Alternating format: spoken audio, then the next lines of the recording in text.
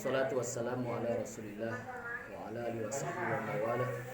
La hawla wa la quwwata illa billah, amma ba'du. Pada kesempatan sore hari ini,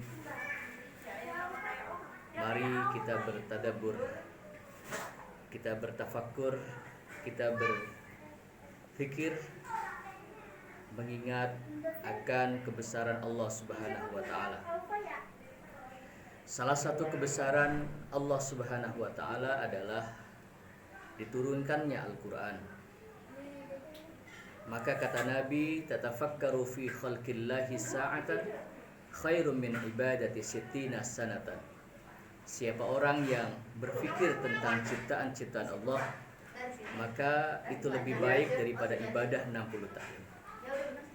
Al-Quran adalah salah satu hal yang luar biasa yang Allah jadikan sebagai mukjizat kepada baginda Rasulullah Muhammad SAW. Mukjizat ini tidak akan hilang. Satu-satunya mukjizat yang tidak akan berakhir hanya mukjizat Al-Quran. Mukjizat para nabi seperti mukjizat Nabi Isa alaihissalam itu bisa menghidupkan orang yang mati dan menyembuhkan orang yang kena penyakit baros. Wa ubri'ul akmaha wa ubri'ul akmaha wa uhyal mauta biidillah. Nabi Isa alaihissalam bisa menghidupkan orang yang mati dan menyembuhkan orang yang kena penyakit baros. Nabi Sulaiman alaihissalam punya mukjizat bisa menundukkan angin. Nabi Musa alaihissalam punya mukjizat tongkatnya mampu membelah lautan. Satu-satunya mukjizat yang sampai saat ini masih bisa kita rasakan yaitu mukjizat Al-Quran. Sering timbul pertanyaan, kenapa Al-Quran yang diturunkan kepada Rasulullah Muhammad itu pertama kali pada tanggal 17 Ramadan di Gua Hiro berbunyi Iqra bismi rabbikal ladzi khalaq.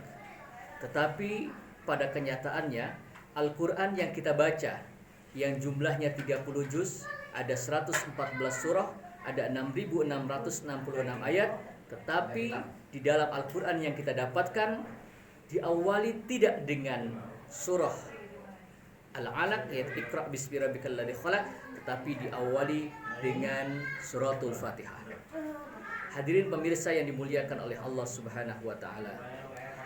Al-Quran ini diturunkan oleh Allah 2 kali penurunan.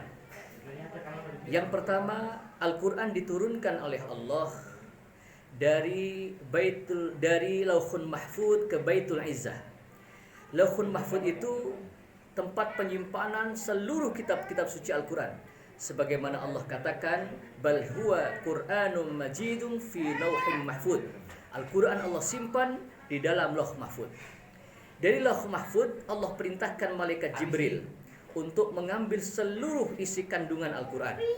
Diturunkan dari Lauhun Mahfud ke langit dunia atau disebut dengan Baitul Izzah. Lengkap sekaligus 30 juz, tidak ada yang kurang. Dibawa oleh malaikat Jibril alaihissalam, diturunkan ke langit dunia.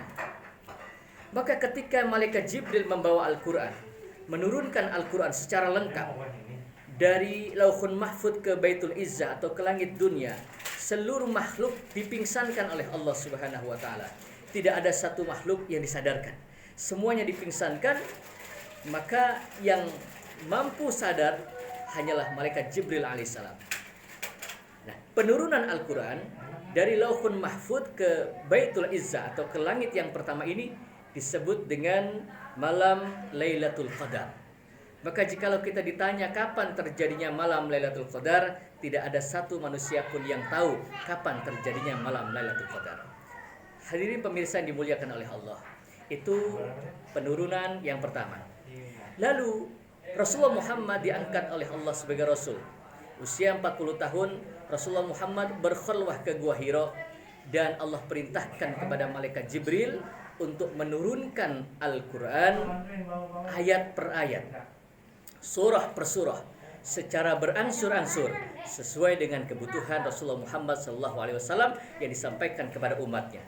Pertama kali pada tanggal 17 Ramadan, Al-Quran yang diturunkan kepada Rasulullah Muhammad berbunyi Iqra Bismi rabbikal ladzi khalaq, khalaqal insana min 'alaq, Iqra wa rabbukal akram, alladzi 'allama bil qalam, 'allamal insana ma lam ya'lam. Maka kalau kita ditanya, kenapa Al-Quran diturunkan pertama kali kepada Rasulullah Muhammad berbunyi Iqra bismi rabbikal ladzi khalaq, tetapi pada kenyataannya Al-Quran itu diawali dengan suratul Fatihah? Jawabannya adalah karena Al-Quran punya 2 kali periode penurunan. Yang pertama, penurunan secara global, secara keseluruhan disebut dengan malam Lailatul Qadar. Seluruhnya lengkap diturunkan.